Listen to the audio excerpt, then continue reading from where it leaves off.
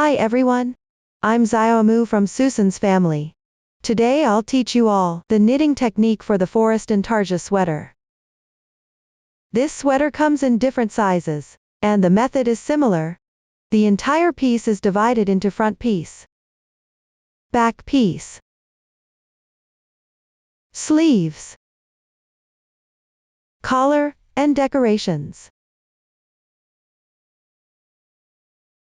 Let's start with the front piece. It is divided into the hem, body, and chest piece.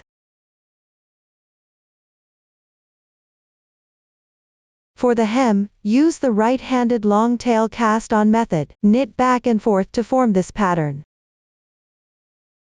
Now let's take a look at the chart. Here I'll use the chart for any size as an example. The final chart should match the actual project you have. One square on the chart represents one stitch. It corresponds to one loop while knitting. Different colored squares correspond to different yarns. Here, blank squares indicate knit stitches. A horizontal line indicates purl stitches. When counting the number of stitches in each row, simply count the number of squares. Then match it with the number of loops on your needle. Short rows are counted separately for row numbers. Arrows indicate the direction of knitting. On the right side, always read the chart from right to left. The wrong side is read from left to right when following the chart. Pay attention while working on the wrong side. You need to use the opposite stitch pattern as shown in the chart. All stitch techniques used in this pattern will be marked accordingly. I won't go through each one with examples. Start by casting on. Take the corresponding yarn. Refer to the pattern to select the yarn. The sample swatch uses random colors here. You can take one strand from each of 3 skeins. Alternatively, take strands from 2 skeins. From one of the skeins, take both the center and outer ring threads. Just make sure you get the required number of strands in total. Work with 3 strands held together as one strand for knitting. For convenience and clarity in this demonstration, I'll use one strand of cotton yarn. The single strand mentioned later for the hem actually corresponds to 3 strands. Before casting on, remember to leave a yarn tail according to the chart. Then use the long tail cast on with your right hand. Work 2 rows of 1 times 1 rib stitch. For detailed technique, you can refer to the video demonstration below. Once you've learned the method, refer to the pattern and finish the first 2 rows. Start by doing a long tail cast on. Before casting on, make sure to leave a tail of sufficient length. It's usually about 3 times the length of the piece. Check the exact length on the chart. Make a slip knit with the yarn tail.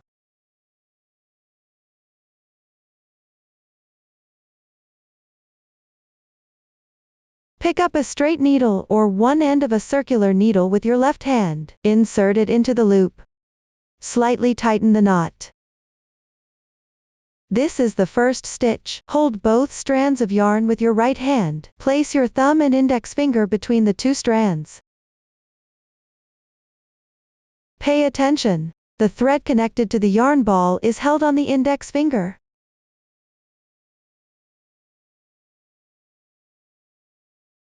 Hang the reserved long tail over your thumb. Straighten the yarn. Insert the needle upwards through the loop on your thumb.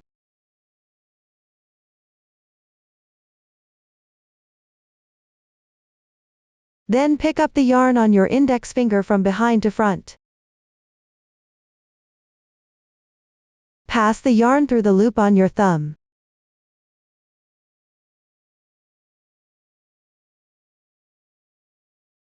Release the yarn from your thumb. Slightly tighten it. This is the second stitch.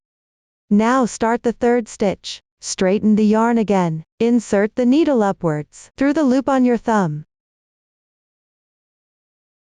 Then pick up the yarn on your index finger from behind to front. Pull the yarn through the loop on your thumb. Release the yarn from your thumb. Slightly tighten it. The third stitch is now complete. Continue with the fourth stitch. First, insert the needle into the loop hanging on your thumb.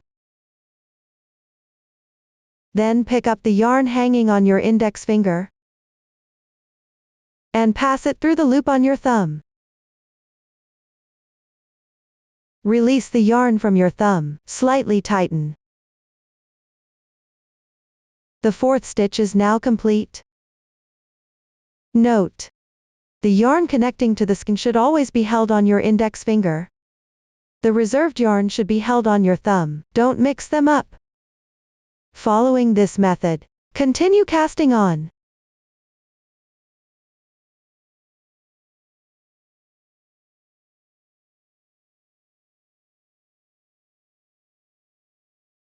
Stop when you've cast on the required number of stitches.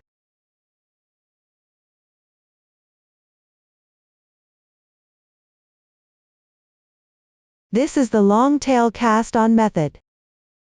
I have fewer stitches here for demonstration. The focus is on explaining the technique. After completing the cast on, start knitting the 1x1 rib stitch pattern. The 1x1 rib stitch is essentially a texture of alternating one knit stitch and one purl stitch. Start with row 1. Row 1 is worked on the right side. Refer to the chart from right to left. Work all stitches identical to the pattern shown in the chart. Pay attention. For different products, the number of stitches at the beginning and ending of the fabric piece may vary. You can simply follow the pattern chart while knitting. If the beginning and ending situation differs from the sample swatch, you can first watch me demonstrate the knit and purl stitch techniques, then refer to the diagram for your knitting. You can see that the first stitch in the sample chart is a vertical line symbol. It indicates a knit stitch. When knitting, take a straight needle or the other end of the circular needle with your right hand. Wrap the yarn around your right pinky once. Gently pinch the yarn with your ring finger and middle finger.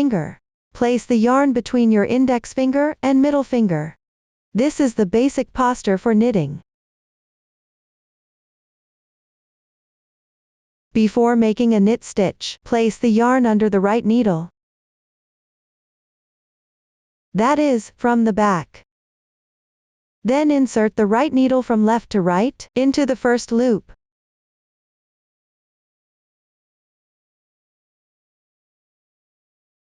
Pay attention, not between two loops. Yarn over and draw through.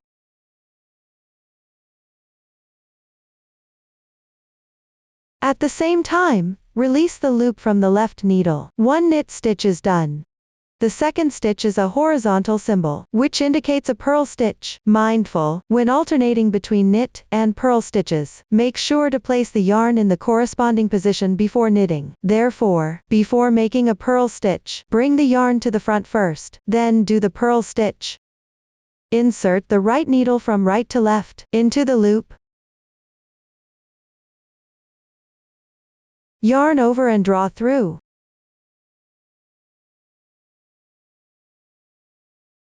At the same time, release the loop from the left needle. One purl stitch is done. The third stitch is a knit stitch again. Before making a knit stitch, make sure to place the yarn at the back first. Then insert from left to right into the loop. Yarn over. Draw through. Another knit stitch is completed. You can see that, after finishing the knit stitch, on the side facing you, a braid-like texture will form below. When looking at the other side, there is a horizontal line below.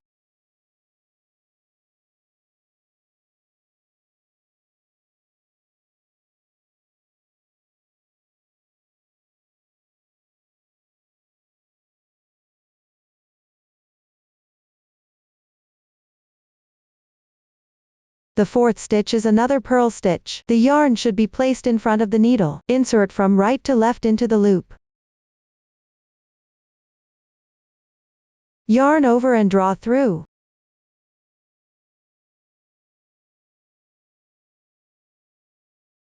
Another purl stitch is done.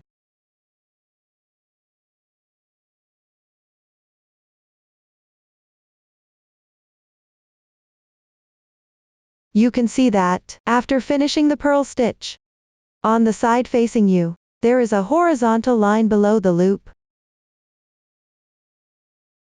From the other side, there is a braid below the loop.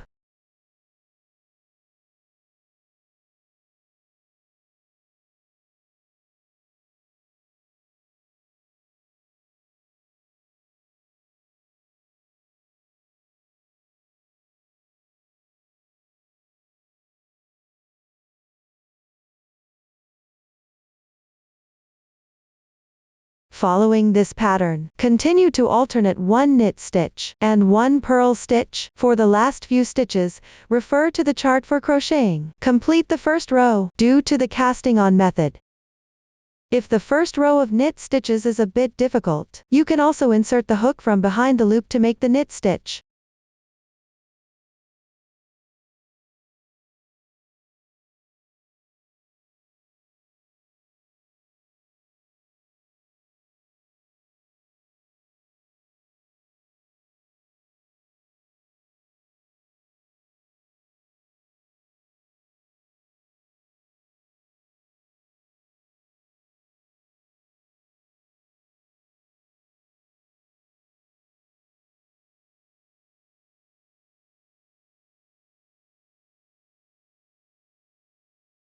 Now, the first row of the swatch is complete. If you're not sure how to count rows, after finishing the first row, you can place a marker on any braid on the right side. Make a mark.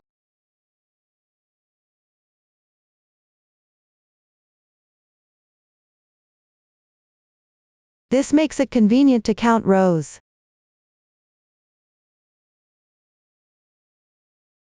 If you don't have a stitch marker, you can use a safety pin or paperclip as a substitute.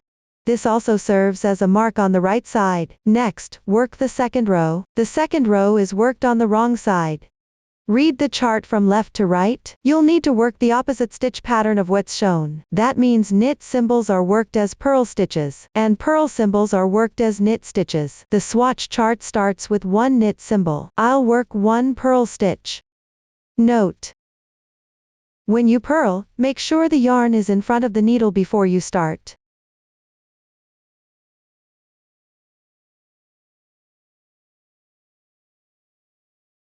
Next is a purl symbol. So work one knit stitch. You can also follow the texture to crochet. If you see horizontal bars on the bottom, which indicates purl texture, work one purl stitch.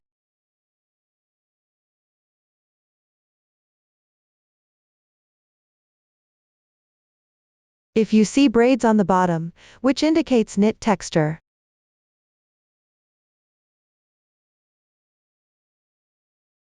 work one knit stitch.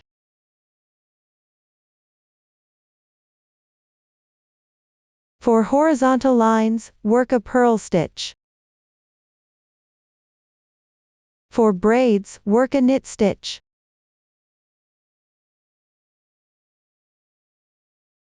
Continue to follow the texture while knitting. Finish row 2.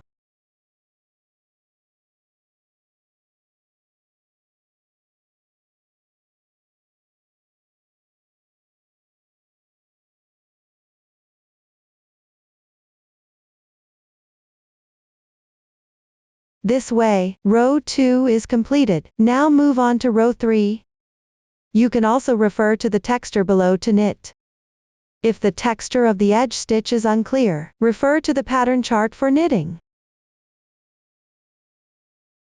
Continue knitting the same stitch technique as the texture below for all stitches. For horizontal lines, work a purl stitch. For braids, work a knit stitch. Continue until the end of the row.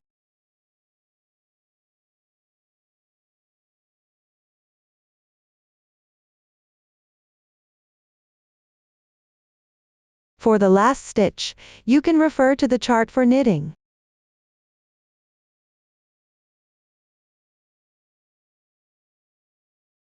For every following row, whether it's the right side or wrong side, you can knit according to the texture below. If you see a horizontal line below, work a purl stitch. If you see a braid below, work a knit stitch. This is the method for knitting 1 times 1 rib. A few rows of 1 times 1 rib have been completed in this swatch. We can count the row numbers here. The loop marked by the stitch marker is formed by casting on. Let's start from the braid at the top. Count upwards. 1 braid counts as 1 row. There are 5 braids here.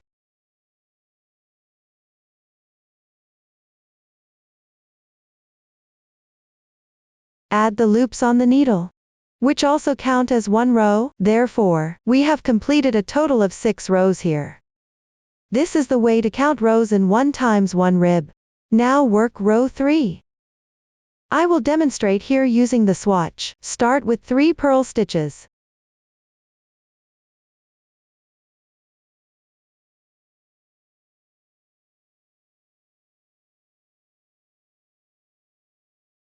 Then work 8 knit stitches.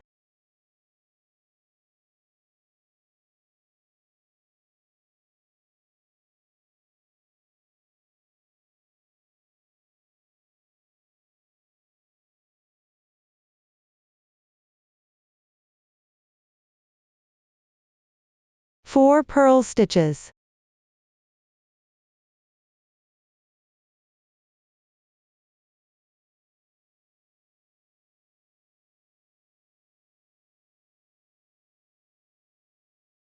After that, alternate 8 knit stitches, and 4 purl stitches. Complete this row.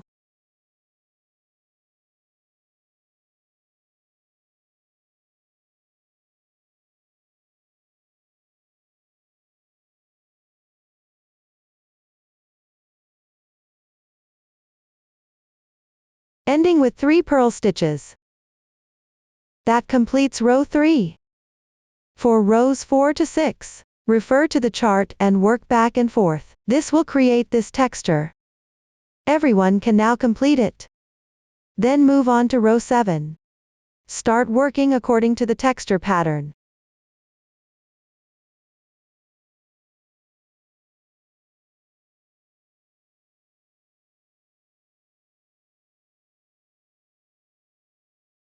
When you reach the braid-like texture with 8 knit stitches, work 1 4/4 LC stitch.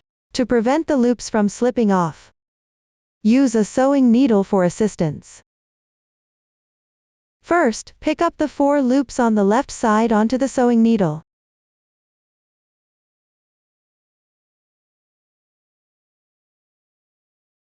And hold them in front. Transfer the 4 loops on the left needle to the right needle.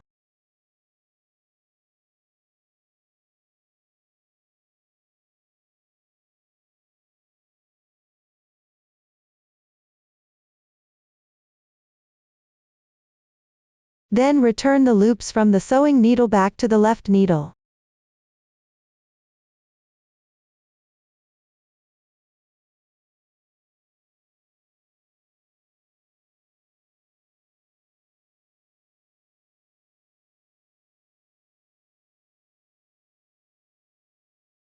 The 4 stitches on the right needle are also transferred back to the left needle.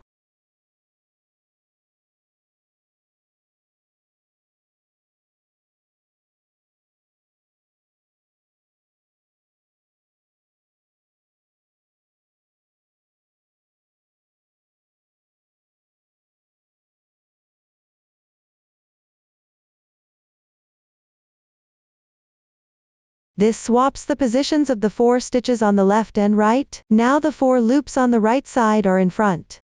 Then knit 8 stitches according to the pattern.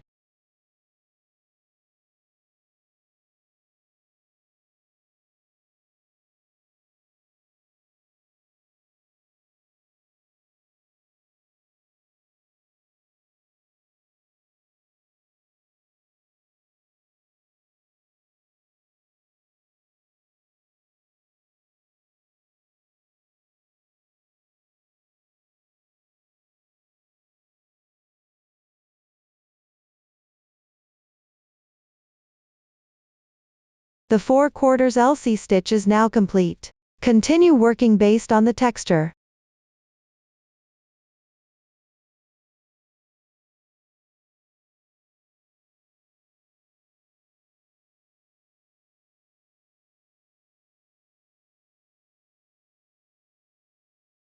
When you reach the position for 8 knit stitches, I'll demonstrate the 4/4 LC stitch again. First, pick up the 4 loops on the left side onto the sewing needle. Place it in front. Transfer the 4 loops on the left needle to the right needle.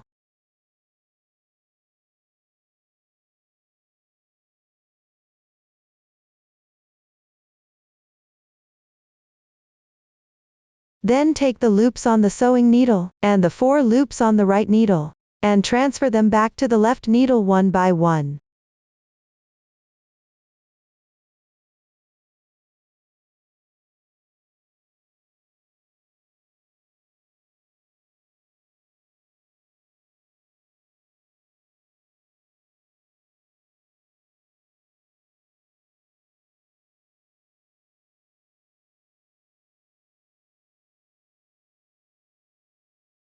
The positions of the loops are now swapped. The 4 loops on the right side are now in front. Then knit 8 stitches according to the pattern.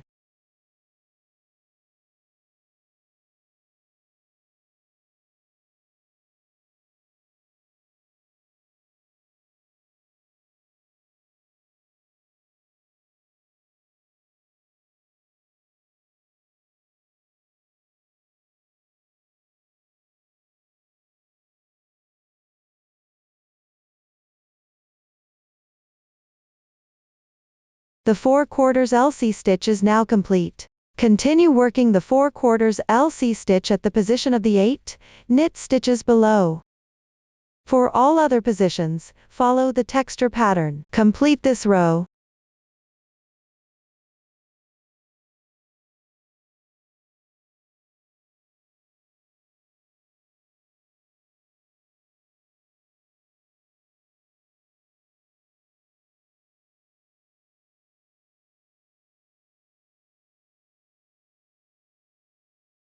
Row 7 is now done. For the rows on the back of the hem, continue to refer to the chart and knit back and forth. Pay attention to knitting the 4/4 LC stitch at the corresponding row numbers. All other rows are knitted according to the texture. Everyone can refer to the previous demonstration. After finishing the second to last row, make sure that row 16 is completed. You can measure the length between two 4/4 LC stitches, and also the length of these two groups of stitch patterns. Compare it with the measurements provided in the chart. If there's a significant difference, you'll need to adjust your tension and re-knit accordingly. This ensures that the finished product's dimensions won't be affected. Below, I will demonstrate the last row using a sample swatch. For this row, you need to decrease stitches. Here, I'll demonstrate using the small size as an example. Start by knitting 3 knit stitches on the wrong side.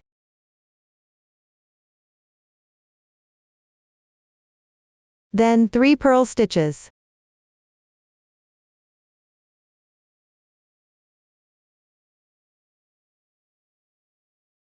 Below that is the symbol for K2 tog.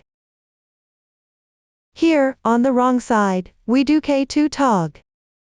Place the yarn above the needle. Insert your hook from right to left into these 2 loops on the left needle. Work 1 purl stitch. Take a look. The loop on the left side should be on top. You can turn it over.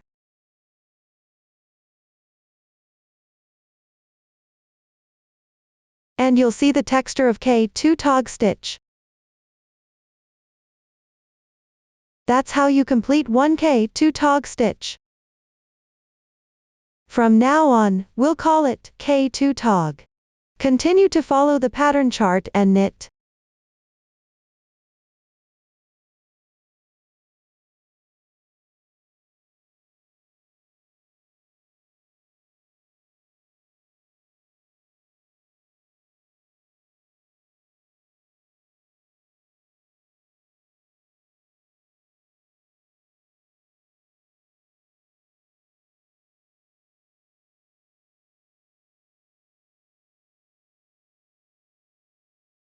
Below, I will demonstrate the K2 tog technique one more time. Place the yarn above the needle. Insert your hook from right to left into these 2 loops on the left needle. Work 1 purl stitch.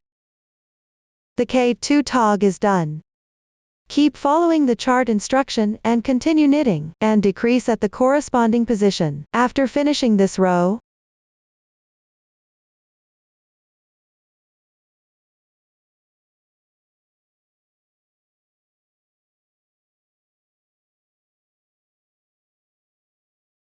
you can check the stitch count. At this point, you can measure the fabric piece's dimensions again, and compare it with the data provided in the chart. If there's a significant difference, be mindful to adjust promptly. Once everything fits properly, leave a 10 cm tail end, and cut the yarn. That concludes the explanation for the hem section. Next, we'll move on to the body. Continue with the stocking stitch back and forth from the hem, and start knitting the pattern. The colors of the squares in the chart represent the corresponding yarns to use. Refer to the pattern for exact yarn usage. If one type of yarn only has one skein, you may need 2 strands. Pay attention, take the thread from both the center and outer ring of the skein simultaneously. Use 1 strand of space-dyed yarn for knitting. If the starting position color is different here, the resulting effect will also vary. You can refer to the finished product for thread selection, or choose your starting color segment based on your preference. Make sure to check the color of each color block carefully. Don't pick the wrong one. Here we use the Intarsia knitting method. Let's first learn how to knit the pattern. After mastering it, adjust according to the actual situation, and follow the chart for knitting. Intarsia is a method where yarn is carried vertically. Since there might be 2 or more identical color blocks at the same time, we need to prepare small yarn balls in advance for the corresponding color blocks. These should be wound into small skeins. For the specific method of winding, please refer to the video demonstration below. Here, I'll teach you how to wind a small yarn ball using the figure 8 yarn wrapping method. There are 2 scenarios. One is taking yarn from an independent yarn ball and winding it, while the other involves winding when the yarn is still connected to the fabric piece. No matter which situation, the method of winding is the same. First, leave a tail of about 10 centimeters, or you can make it slightly longer. This tail will be the one you pull out later. Place it like this in the groove between your left thumb and index finger, and pinch it with your thumb. Then, wind the yarn in a figure 8 pattern on your hand like this.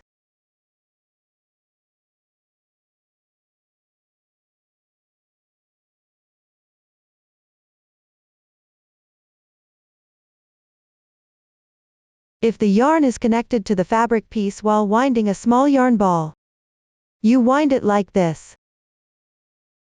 Pay attention, one end of the yarn is still attached to the fabric piece. This makes it convenient for pulling the yarn later. When winding, make sure the tension is moderate.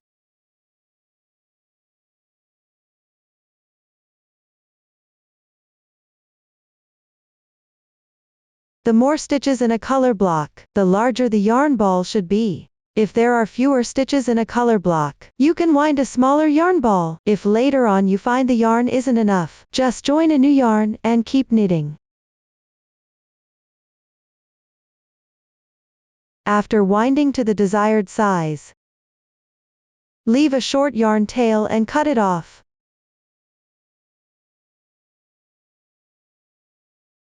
Then tie a knot like this.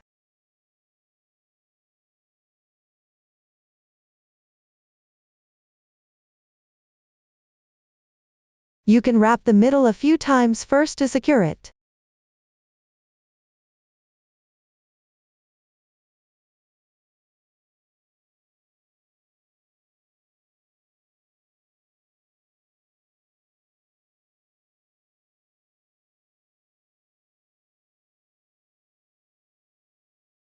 If the yarn is smooth, you can tie a few more knots.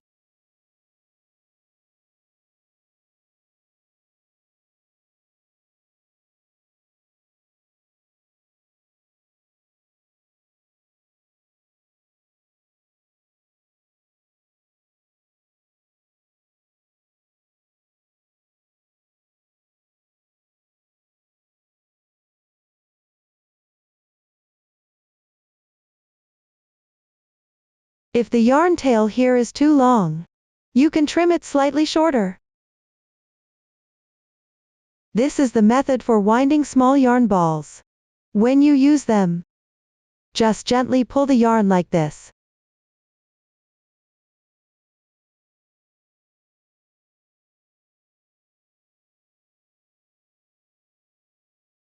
The advantage of winding small yarn balls is that when you're knitting, the yarn stays relatively fixed.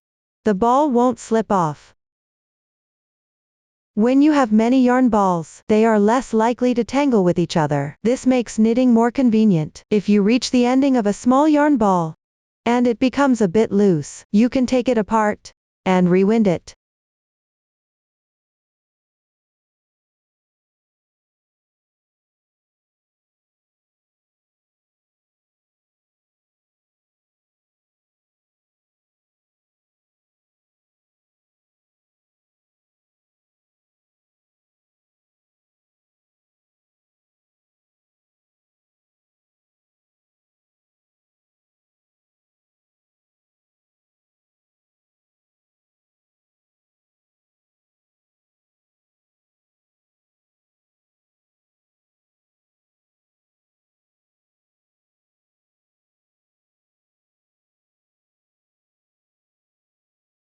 Or, if you made a mistake halfway through, and unraveled a lot of yarn, you can take that section of yarn, and wind it into another small ball. Here, one end is still connected to the fabric piece.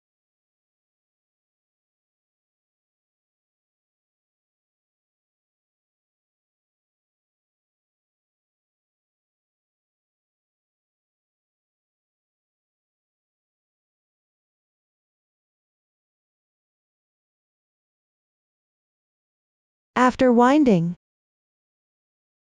secure it with a piece of yarn.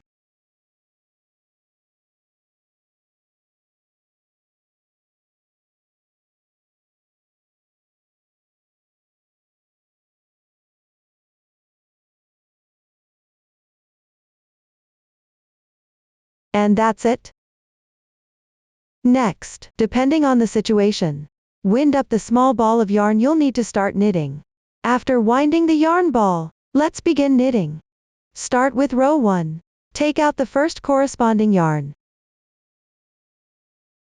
The sample will continue to be demonstrated using one strand of cotton yarn. We'll call this yarn color 1. Subsequent yarns will be numbered according to their usage order. Tie a knot at the end of the yarn tail for the hem.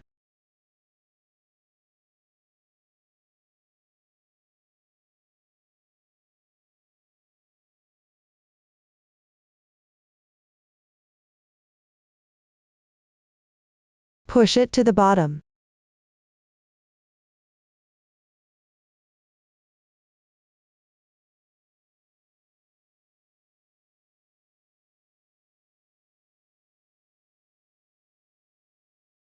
Joining the yarn is now complete.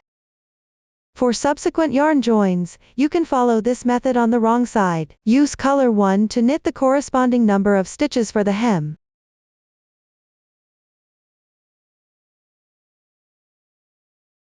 The stitch count for the sample is random. The main focus is to demonstrate the method.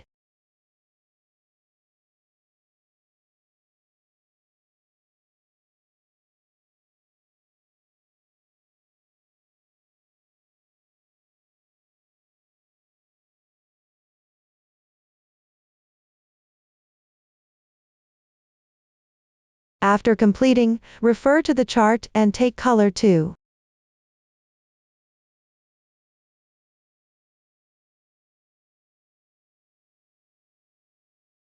Join the yarn onto color 1.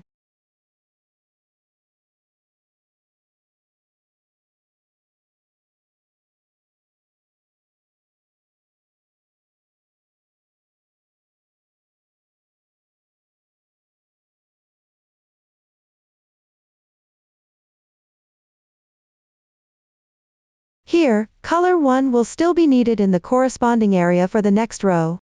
Just place it on the wrong side.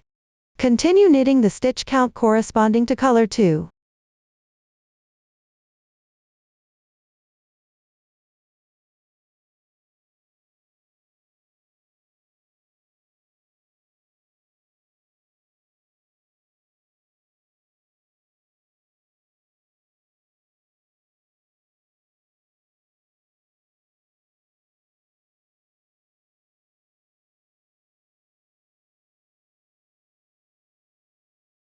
After finishing, take color 3.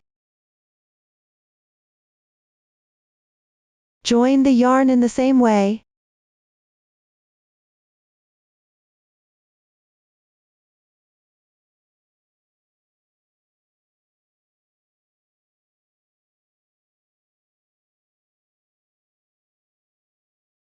Then work the corresponding number of knit stitches.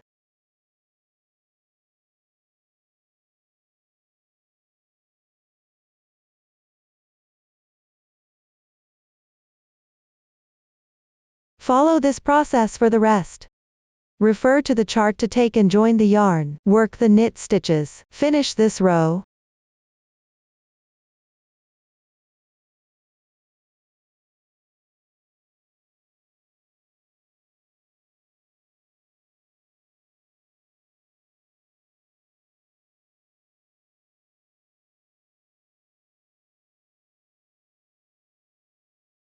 The sample here only demonstrates the method. Add 5 colors. This completes the first row. Continue knitting one row on the wrong side. Since there are many yarns hanging on the fabric here, be sure to tidy up the yarn balls after turning the work.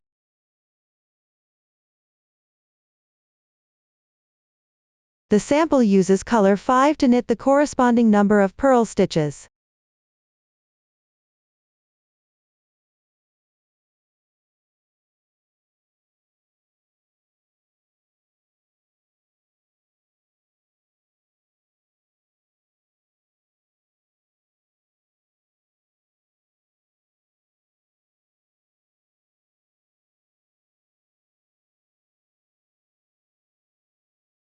After finishing, switch to color 4 for knitting. Place the yarn on the wrong side. Pay attention, pick up the yarn tail of color 4 from underneath the current color 5. Continue knitting downward.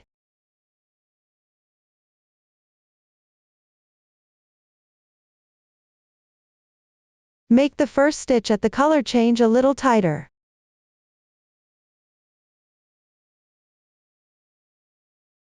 This way, the two yarns are effectively crossed. The fabric remains connected between the two colors. Place color 5 on the wrong side. Always place the unused yarn on the wrong side of the fabric when switching colors.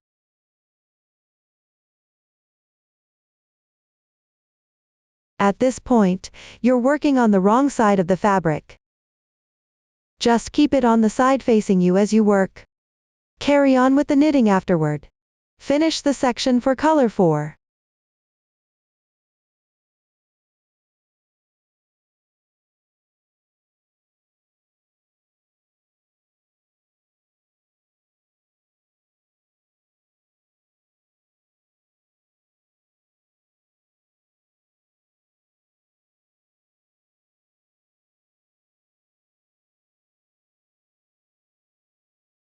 The colors of the first few rows in the actual project are the same as the previous boundary, corresponding accordingly.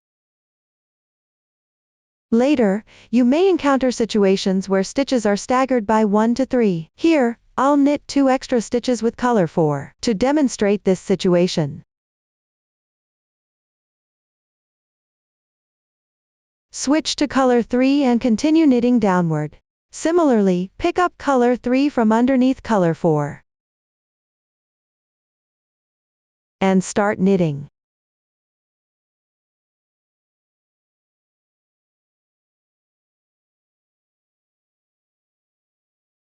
Place the unused yarn on the wrong side as you knit. Here, there's also a crossing.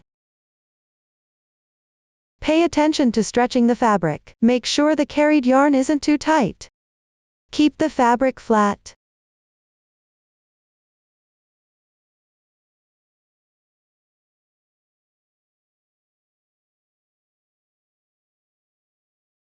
Continue knitting.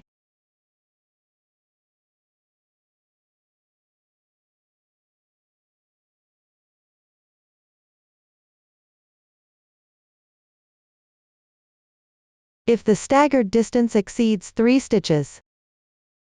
You need to carry the yarn. Below, I'll knit with color 3, staggered 5 stitches with the next color. This is the case where it's 5 stitches fewer. Bring color 2 over.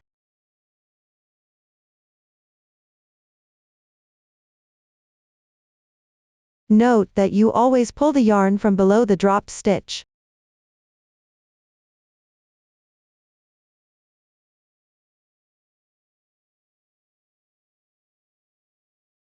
Knit 2 stitches while pressing the yarn down. Pay attention to stretching the fabric and keeping it flat.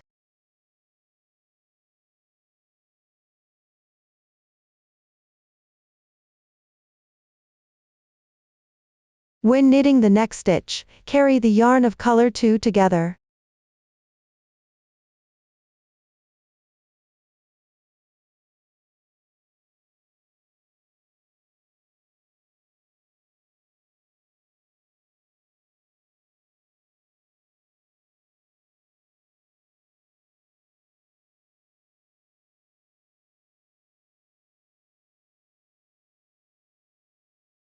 This way, there won't be long line segments on the backside. Continue knitting with color 2.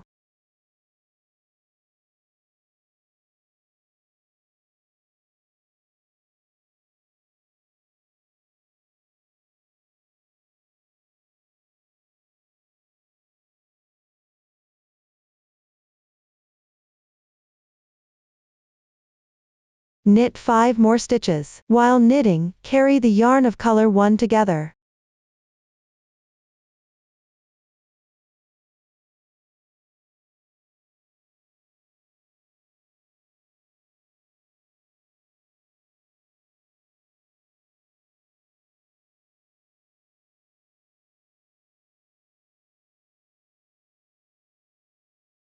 Press color 2 over color 1.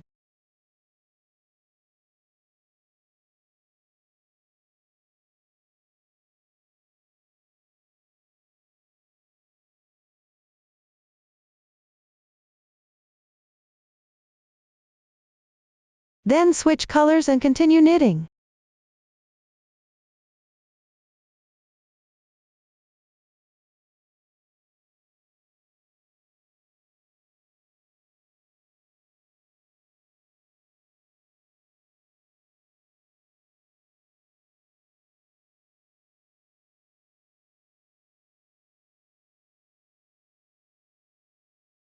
After completing the section with color 1, this will finish 1 row on the backside. Continue by turning your work and knitting 1 row on the right side. At the same time, pay attention to tidying up the yarn. After turning the work again, everyone remember to tidy up the yarn. I won't remind you about this repeatedly moving forward. Next, refer to the chart. Use color 1 for the edge section. Knit the color 1 area.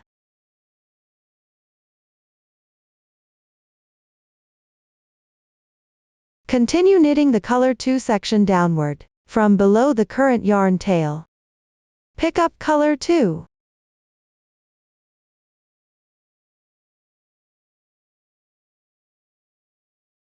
Then start knitting.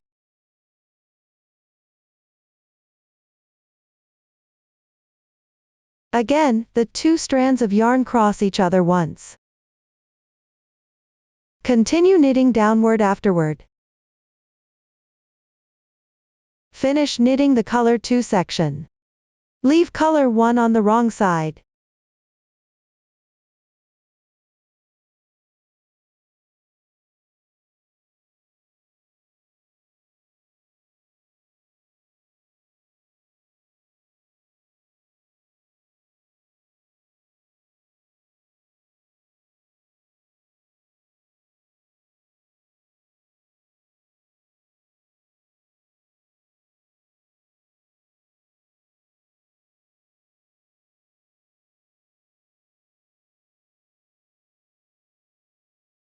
Here, I'll demonstrate staggering by 1 to 3 stitches again. Simply pull color 3 up from below color 2. Leave color 2 on the wrong side. Start knitting the color 3 section. Pay attention to keeping the fabric flat.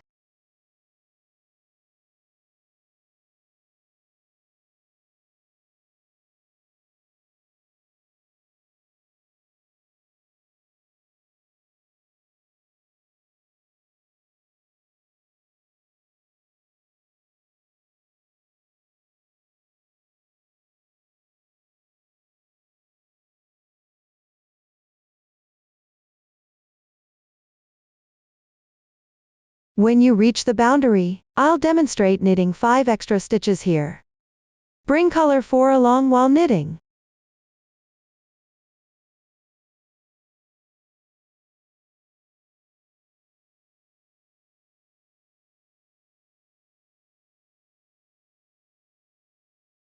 Cross the 2 strands of yarn once.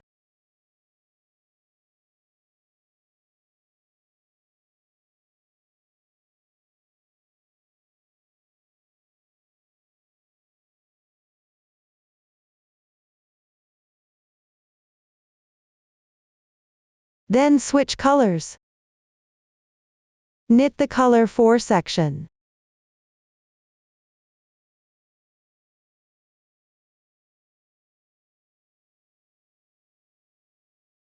Remember to stretch the carrying yarn as needed.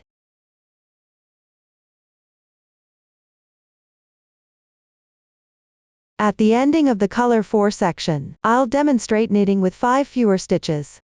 Pull color 5 up from underneath color 4.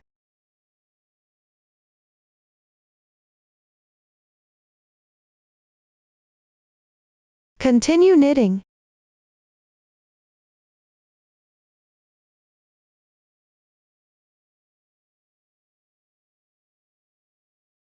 After completing the first stitch, mind the tension and stretch it properly. Carry the yarn across during the process.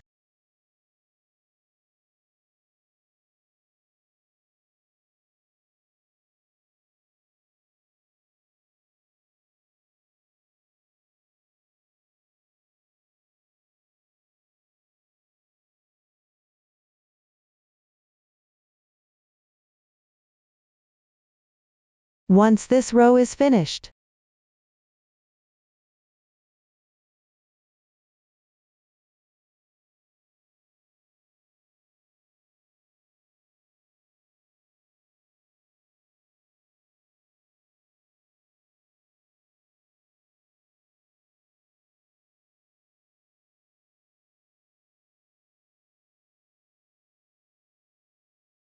place the unused yarn on the wrong side. This completes the demonstration of one row on the right side. For the remaining part of the body, continue to switch colors and knit while referring to the chart. At positions where new yarn needs to be added, join the yarn using the same method as before. After finishing one color block, leave a 10 cm tail, and fasten off the yarn. Place the yarn tail on the wrong side. Later, you can uniformly hide them on the wrong side in the identical color area. In the last few rows, you'll frequently need to join main color yarn like this. If you encounter small areas like this, you can cut a piece of yarn and join it, to reduce the number of yarn balls. When encountering partial color blocks, in cases where you're joining new yarn for just 2 stitches here, you can carry the yarn directly across to knit. In order to minimize yarn tails, everyone can refer to the previous demonstration, and follow the chart to finish the body section. That concludes the explanation of the body. Next, we'll learn about the chest piece. Continue knitting the chest piece after the body. Continue knitting the pattern in the middle section. The method is identical to the body section. You need to decrease stitches on both sides near the underarms. Pay attention when decreasing stitches. Switch to the corresponding yarn for the decrease stitch square, and work the decrease. Mindful to switch colors before decreasing stitches. If the first stitch of the decrease is slipped without knitting, Simply slip it as usual. The color change will be sewn together during the final seam. For specific methods of decreasing stitches, refer to the demonstration in the video below. After learning the method, refer to the chart to complete the decrease section. I'll explain the method using this small swatch. At the beginning of the first row, you need to bind off several stitches consecutively. The exact number of stitches is indicated on the chart. The number of bind off symbols indicates how many stitches you need to bind off. In my case, I need to bind off 4 stitches consecutively. If there are many consecutive stitches to bind off, you can use stitch markers to separate them.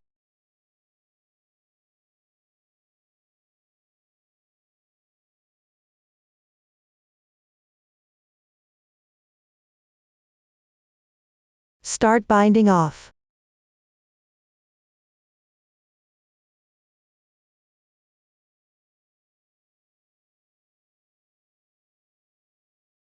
The first stitch can be a slip stitch, or you can knit it.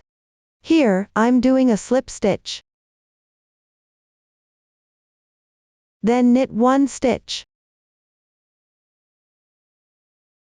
Next, pass the previous stitch over the following stitch.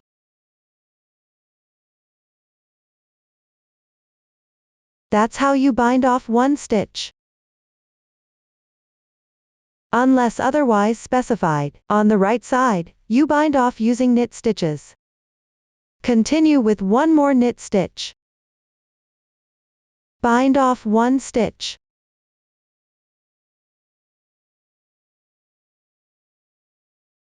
Continue knitting and binding off at the same time. Keep going until there's only 1 loop left on the right of the marker.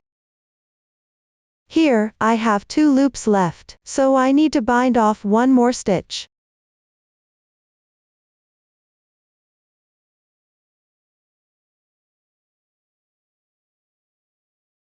Now there's only 1 loop left on the right of the marker. This is the 4th stitch's loop. We need to bind off this stitch as well.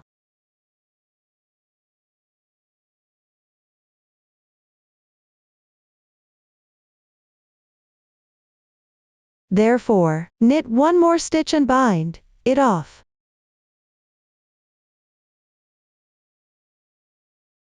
The next stitch is the last bind off symbol. The adjacent stitch. Here we simply knit it as a regular stitch.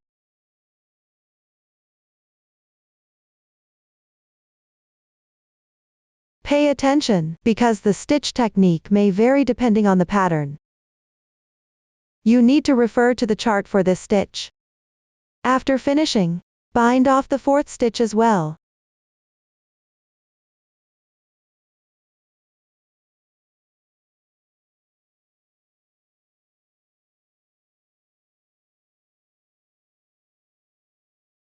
This way, the 4 stitches on the chart will be bound off. Continue knitting while referring to the diagram. Note, the next step should start from the 2nd stitch next to the bind off symbol. Before starting, tighten this loop slightly. This prevents any noticeable holes. There are no special patterns here, so we will knit all stitches as regular knit stitches. Finish knitting this row.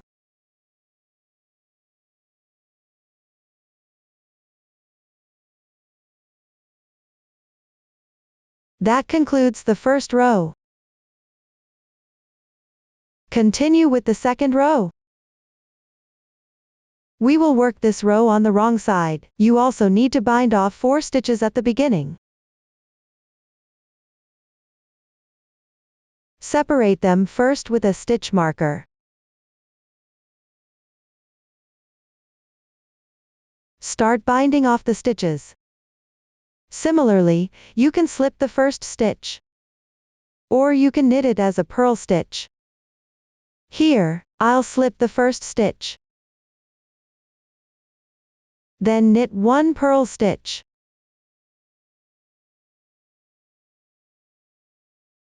Next, pass the first stitch over the 2nd stitch.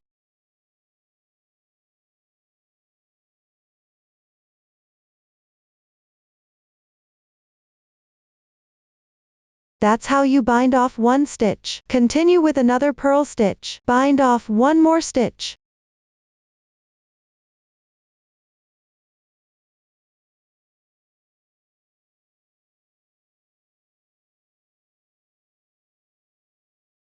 When there are no special instructions on the wrong side, you simply purl and bind off at the same time. Keep purling and binding off stitches as you go. Continue until there is only one stitch left on the right of the marker. Here, let's bind off one more stitch.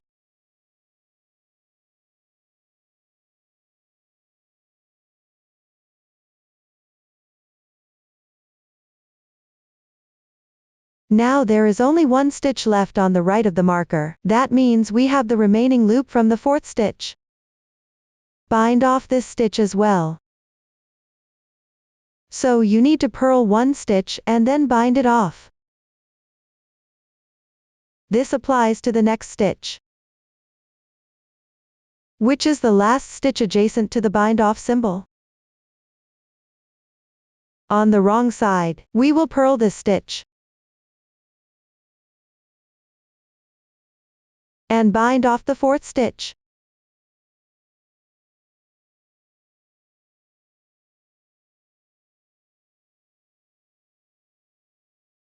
In actual knitting, the specific stitch technique for this stitch should refer to the pattern chart. This way, the 4 stitches on the diagram will be bound off. Continue knitting while following the chart. Pay attention. The next step should start from the second stitch next to the bind off symbol. Before you begin knitting, slightly tighten the loop.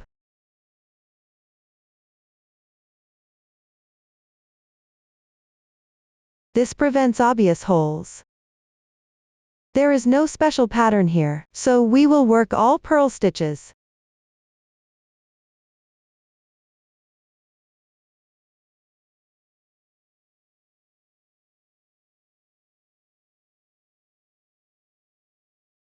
Now, row 2 is complete. Next, bind off on the right side.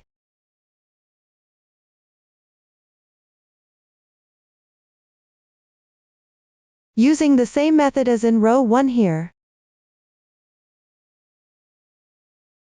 To bind off on the wrong side, use the same method as in row 2 here. I'll demonstrate 2 more rows.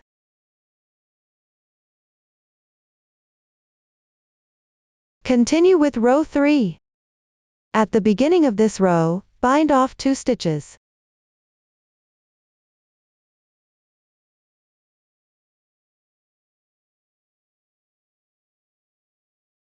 Start by binding off 1 stitch.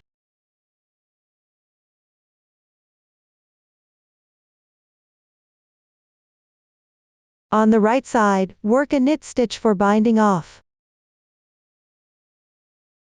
Then knit another stitch and bind it off. Mindful.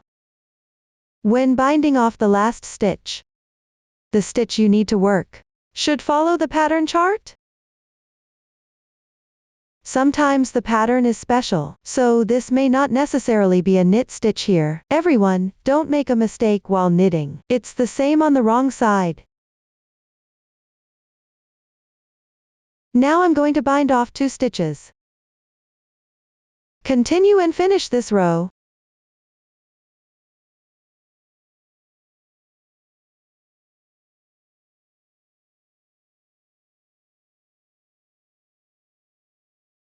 After completing it, move on to the 4th row.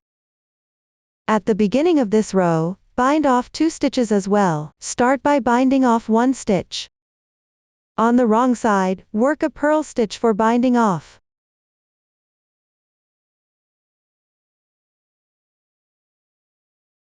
Then purl another stitch and bind it off.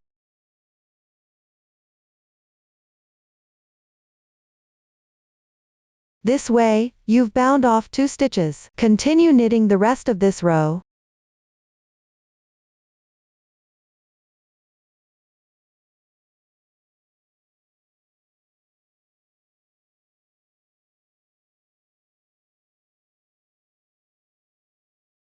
Now I've completed the 4th row. If you only need to bind off one stitch on each side, the method is the same as the one used for binding off the first stitch earlier. This is the technique for binding off underarm stitches. After completing the decrease section, continue knitting stocking stitch evenly. Keep going until you finish the rows before the neck opening bind off. The row before the neckline has now been completed. Next, you'll need to knit the left and right shoulders separately. The left and right here refer to the left and right when the garment is being worn. Continuing from where we left off, knit back and forth for the left shoulder. Decrease stitches on the side of the neckline. Start by knitting the edge evenly. Use short rows at the end to create the sloping shoulder shape. Finally, hold on the stitches. Then, attach the yarn on the right side of the neckline. Bind off stitches at the neck opening. Next, knit back and forth for the right shoulder. Similarly, decrease stitches on the side of the neckline. Start by working the edge evenly. Then proceed with short rows knitting. Finally, hold on the stitches in the same way. Specific methods for short rows, neckline decrease, and shoulder stitches on hold. Please refer to the demonstration in the video below. You can start by learning the technique first, then follow the pattern chart for knitting. Let's learn a more commonly used neckline decrease method. That is, to decrease stitches by binding off. This will create the required curve. Suppose this is the neckline of a front piece. Therefore, this side is the left shoulder, and this side is the right shoulder. Sometimes, you need to work short rows on the shoulders. There are no short rows here. We are only explaining the neckline decrease. Let's start with the left shoulder. This chart has fewer stitches. The focus is on explaining the method. First, work the first row of the neckline. That is, start with 13 knit stitches here. If there are more stitches, you can use stitch markers to separate them before continuing.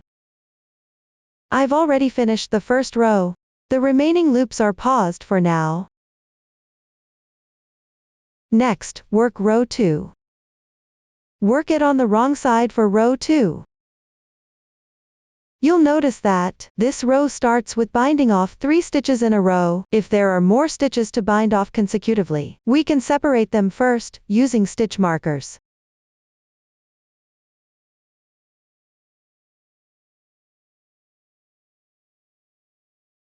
To start binding off, slip the first stitch. Then work a purl stitch.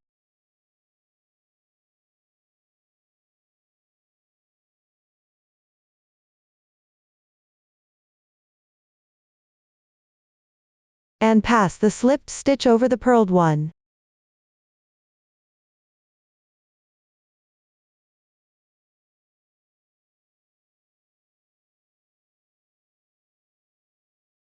This way, you've bound off one stitch. Work another purl stitch.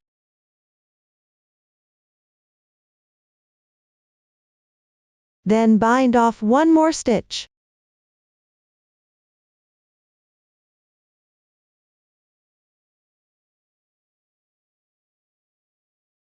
When there are no special instructions on the wrong side, you simply work purl stitches while binding off. There is one stitch remaining to the right of the marker, which is the third stitch loop. We need to bind this stitch off.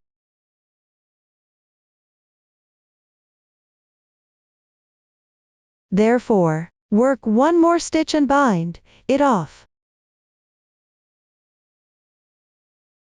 This is the next stitch in line. It's the stitch adjacent to the last bind off symbol. Here, we just work a purl stitch. Pay attention, since stitch techniques may vary depending on the pattern. You need to refer to the chart for this stitch.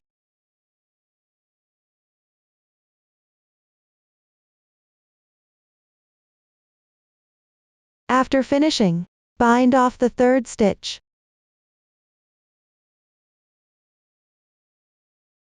This way, all 3 stitches from the chart are bound off. Continue following the chart for the rest of the work. Note: next, you should start knitting from the second stitch next to the bind-off symbol. Before starting, slightly tighten the yarn loop to prevent any noticeable holes.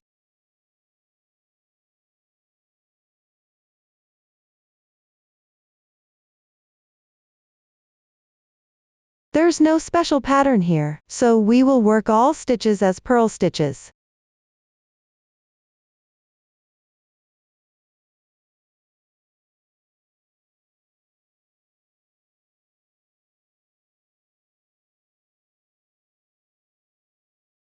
Now, we've finished explaining the second row. Next, work row 3.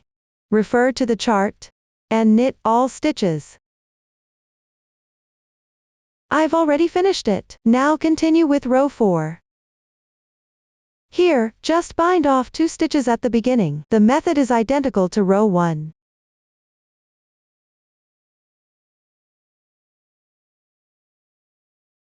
First, work a slip stitch. Then work a purl stitch. And bind off 1 stitch.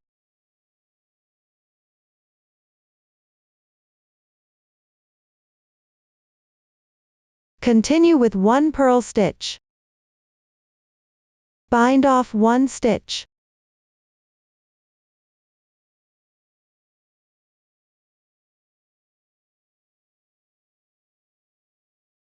Slightly tighten the loop. Then work all stitches as purl, and finish row 5 as well.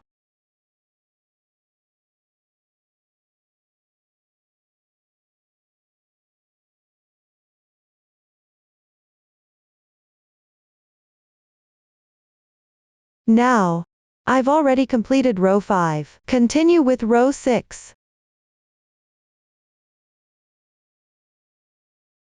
Here, just bind off 1 stitch at the beginning. The method is the same as binding off the first stitch in row 1.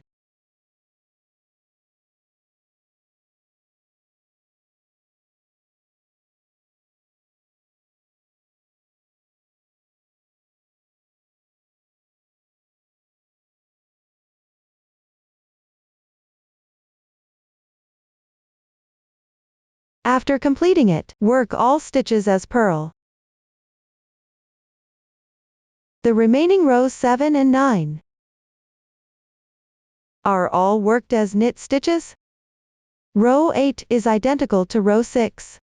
Bind off 1 stitch at the beginning. Row 10 doesn't require binding off any stitches, just work normally with purl stitches. Now, I've already finished these 10 rows. In the end, there should be 6 stitches left. Here it's marked as hold-on stitches. This means we need to temporarily secure these loops. We can temporarily secure with the remaining yarn.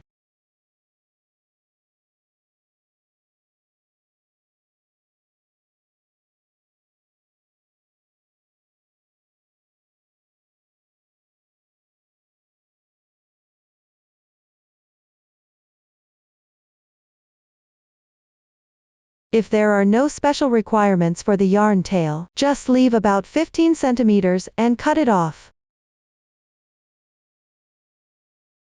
Pay attention to prevent the loops from slipping off. The left shoulder is now done. Next, work on the right shoulder. Before starting, we need to first decrease 9 stitches in the middle. You can use a stitch marker to separate them.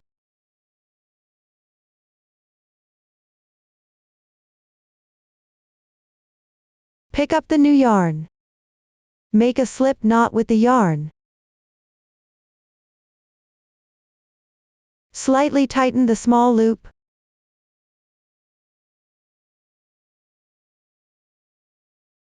Start by knitting 2 knit stitches.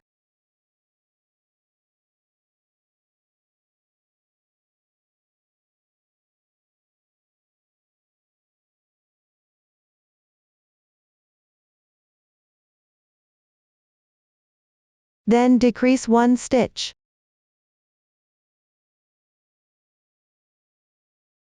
Knit one more knit stitch.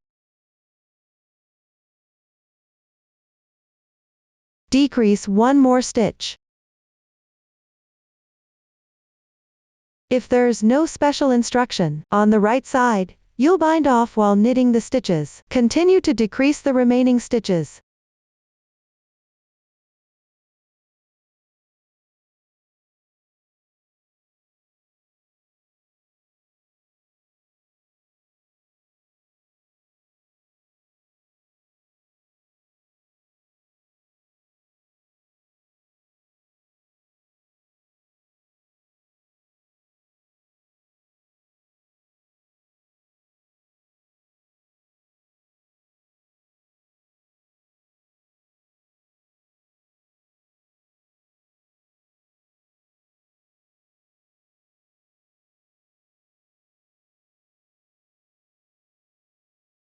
Remember, when binding off the last loop,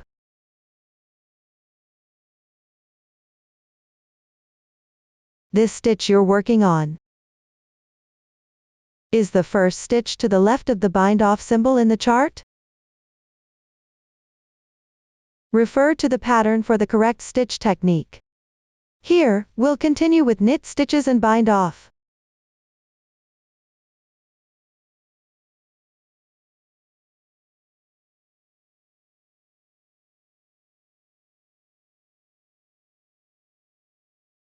Once done, start from the second stitch and finish this row.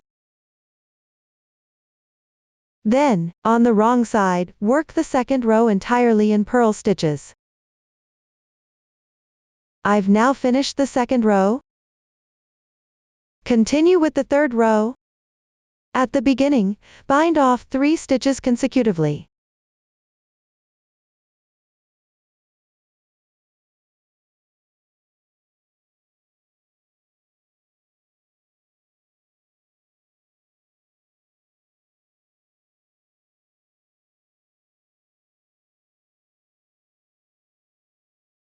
You can start with a slip stitch and a knit stitch.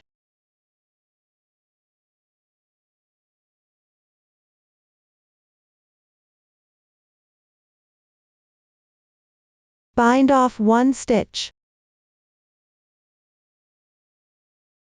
Continue knitting and binding off as you go.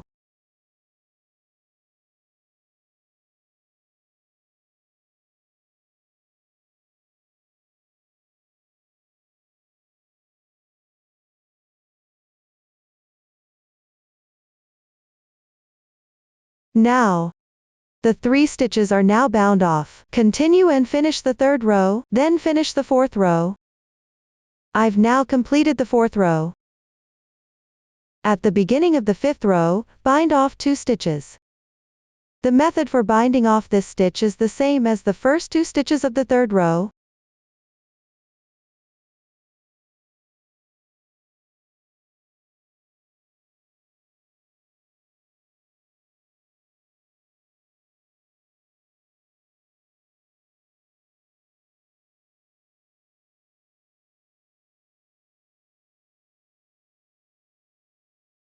For the 7th and 9th rows, bind off 1 stitch at the beginning of each row. The method for binding off this stitch is the same as the first stitch of the third row. I will now continue to finish the remaining part of the right shoulder. I have now finished knitting the right shoulder. There should be 6 stitches remaining here. Temporarily secure these 6 stitches. This way, the method for decreasing stitches at the neckline is now complete. For the short rows on the right side, you can see that 6 rows need to be worked as short rows. The first row is worked on the wrong side, and leave the last 5 stitches unworked. I have already completed it. The second row is worked on the right side. First, knit a yarn over like this on the right needle. Then knit 1 slip stitch.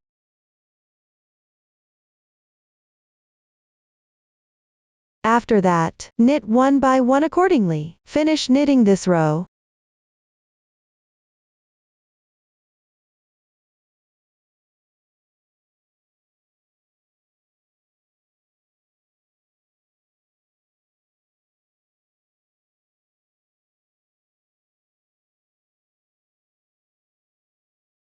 Once it's done, continue with the third row.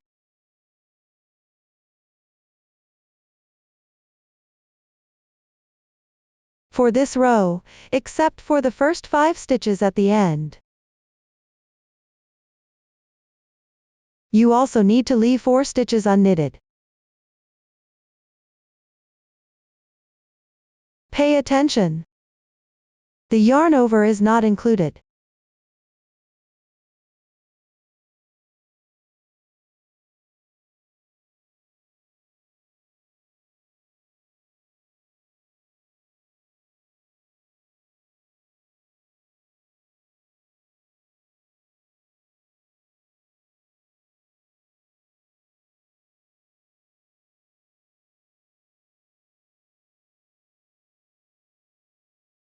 After completing it, continue with the fourth row.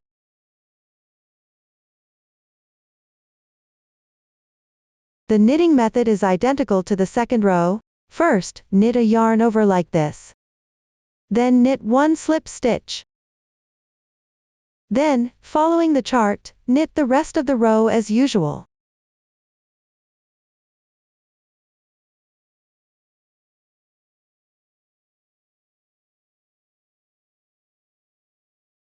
For the next 5th row, you need to leave 4 stitches at the end as well. Similarly, the yarn over doesn't count. The knitting method for the 6th row is also the same as the second row. I will continue and finish these 2 rows.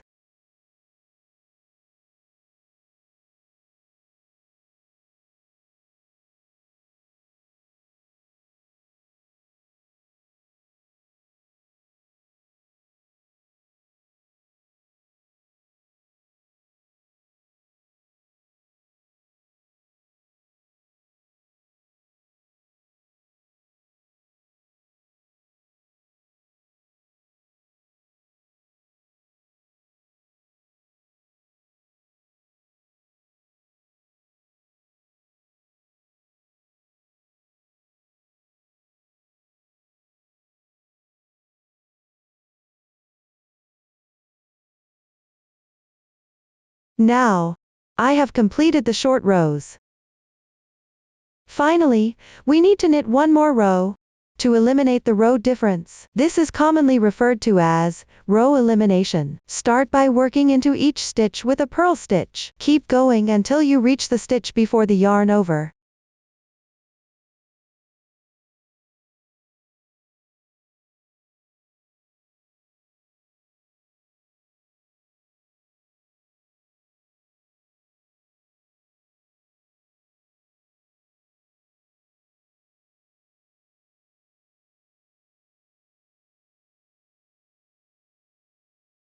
After completing that, switch the yarn over with the 1 stitch on the left side.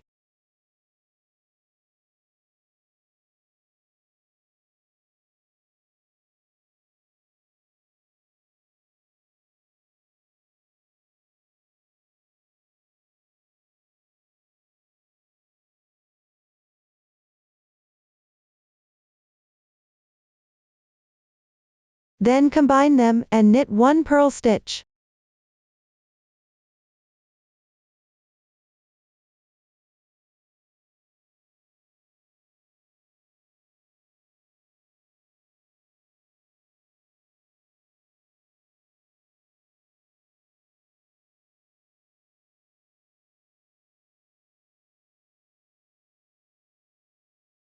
Each time you reach the yarn over later on, make sure to switch the yarn over with the 1 stitch on the left side first.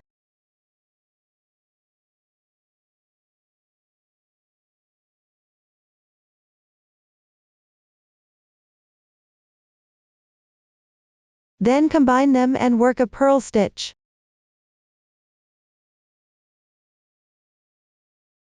Continue to finish the rest of the row.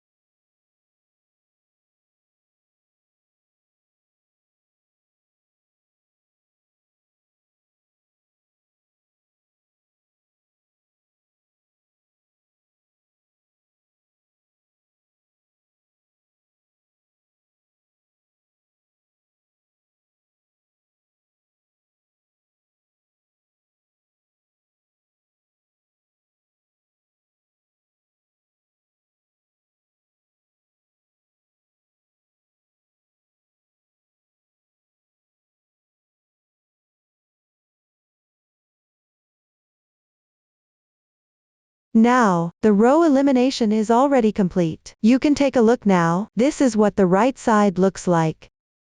And this is what the wrong side looks like. For the short rows on the left side, you can see that. Here you need to work 6 short rows. The first row is worked on the right side, leaving 5 stitches unworked at the end.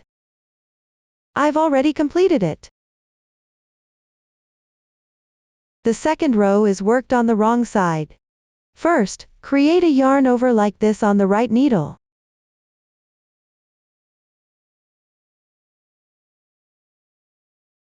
Make sure not to work the yarn over too loose. Then, work 1 slip stitch.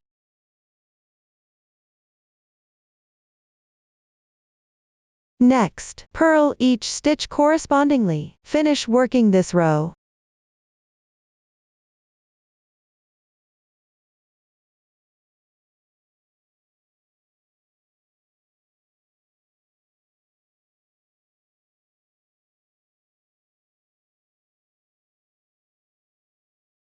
Once completed, continue with the third row. For this row, skip the first 5 stitches at the end.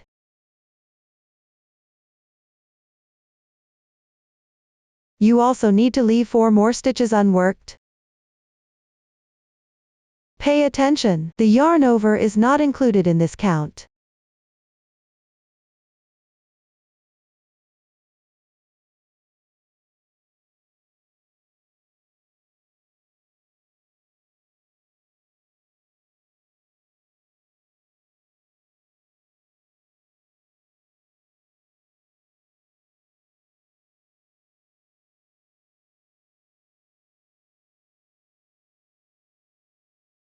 Once completed, continue with the fourth row.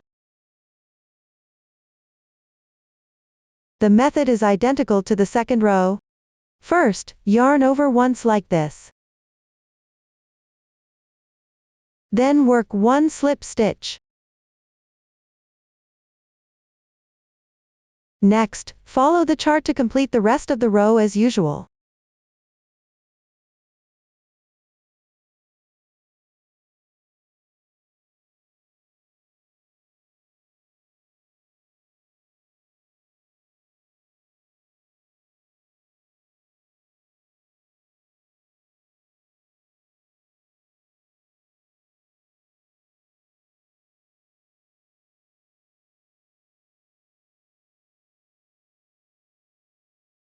For the fifth row, you need to leave 4 stitches at the ending as well.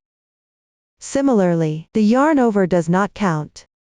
The technique for the sixth row is also the same as the second row.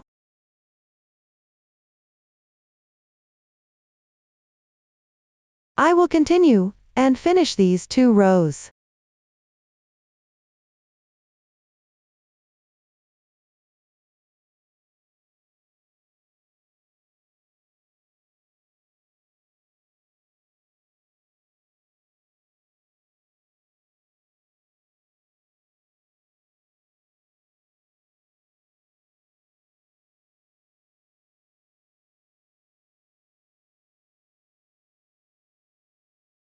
Now, I have completed the short rows.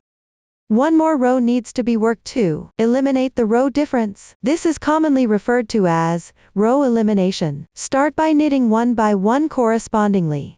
Keep going until the stitch right before the yarn over.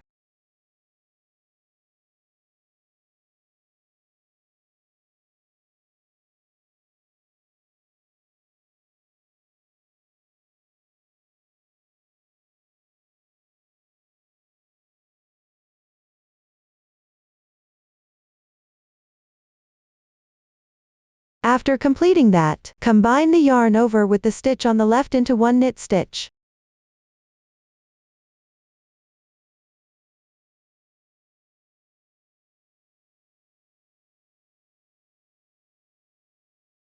Each time you reach the yarn over position later,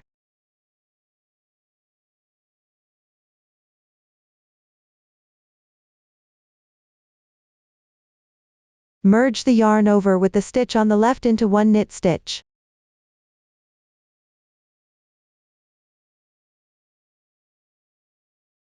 Continue and finish the rest of the row.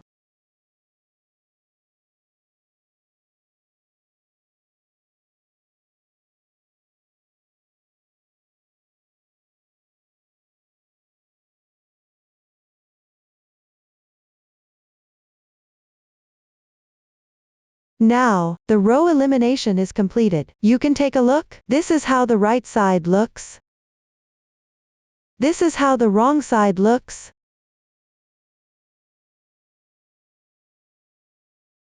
Sometimes, to make the row counts match on both sides, you need to knit one more row. Just follow the pattern chart specifically. That concludes the explanation of the front piece knitting up to this point.